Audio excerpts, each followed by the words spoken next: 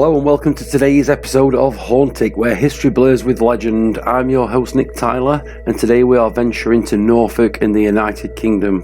Now, imagine this. It's a foggy night out on the Norfolk marshes. You can barely see a few feet ahead, and the only thing breaking through the mist is a soft, warm glow, the glow of a lantern.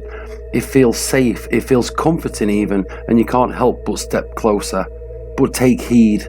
Follow too far and the light will vanish, leaving you trapped in thick mud and dark water, alone, surrounded only by silence and death. Tonight we're talking about one of Norfolk's oldest legend, a legend that's been around for centuries. Tonight we are talking about the Lantern Man.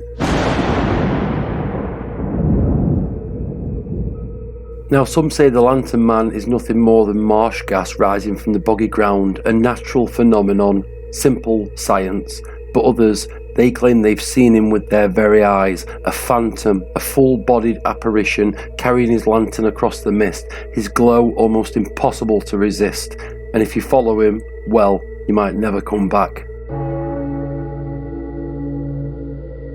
Now, the story of the Lantern Man stretches back further than any records could ever possibly trace, but we do know of one chilling connection, a connection that's etched in stone. At All Saints Church in the village of Thurleton, there's a gravestone, and beneath it lies the skeletal remains of a man named Joseph Bexfield.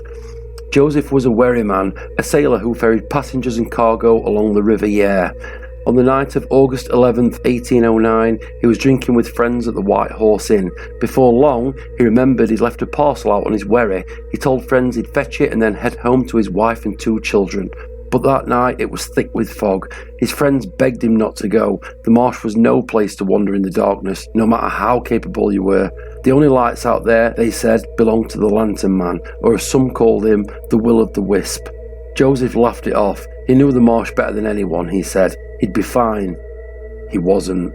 Joseph Bexfield disappeared into the fog, never to be seen alive again. Following Joseph's disappearance, search parties scoured the marsh. 3 whole days and not a single trace of him was found, not until his body washed up on the banks of the River Yare.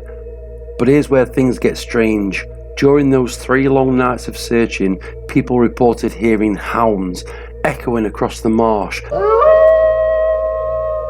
And in the distance, that warm, glowing lantern light, flickering, drifting, always just out of reach. Was it a cruel trick of the mist? Or was Joseph Bexfield himself claimed by the legend he dismissed? Now, to this day, centuries later, people still report strange lights moving through the Norfolk marshes. The glow appears suddenly drifting low and silent over the ground, and then vanishes the moment anyone tries to get close to it. And when the Lantern Man is near, something else tends to happen. Electrical devices start to fail, phones lose signal, batteries drain in seconds, torches flicker or die completely, even when they're freshly charged. Now, if you've spent any time researching the paranormal, you'll know that electrical malfunctions and hauntings really do go hand in hand. It's as if whatever this energy is, it feeds off ours, manipulating it, drawing on it, like the air itself becomes charged with something unseen.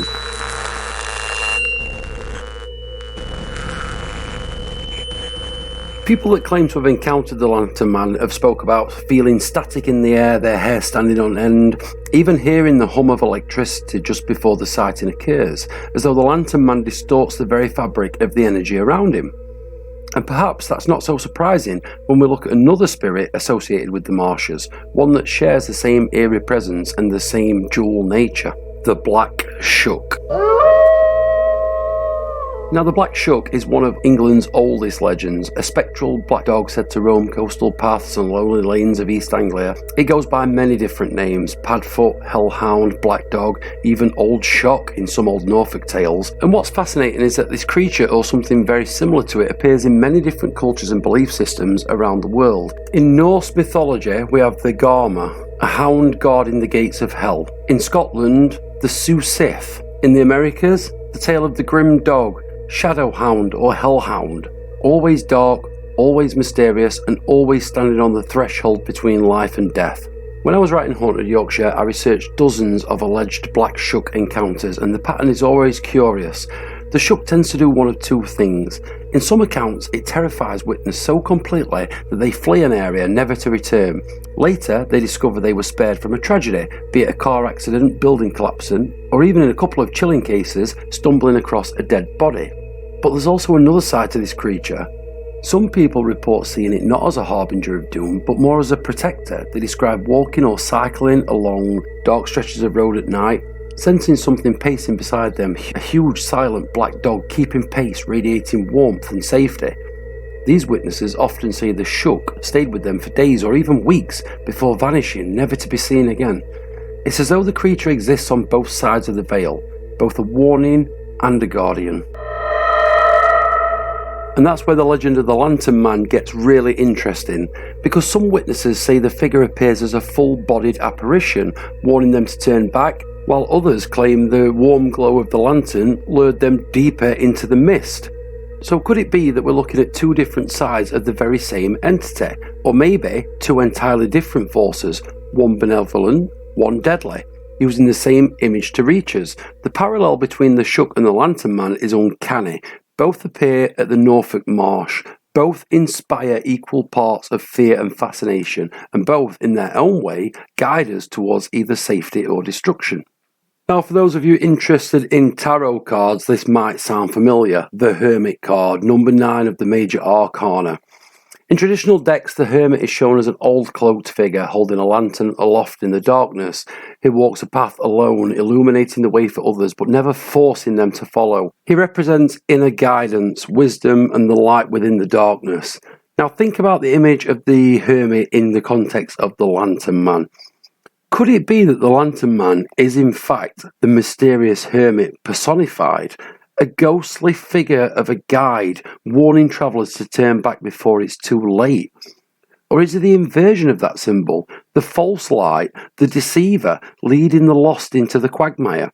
In folklore, light has always been a double-edged sword. It can reveal, but it can also blind. So perhaps the Lantern Man isn't one thing or another. Maybe it's something in between, a reflection of us, our curiosity, our fear, and our need for guidance when we're lost in the dark. So who or what is the Lantern Man, really? Is he a restless spirit of someone that died within the marshes?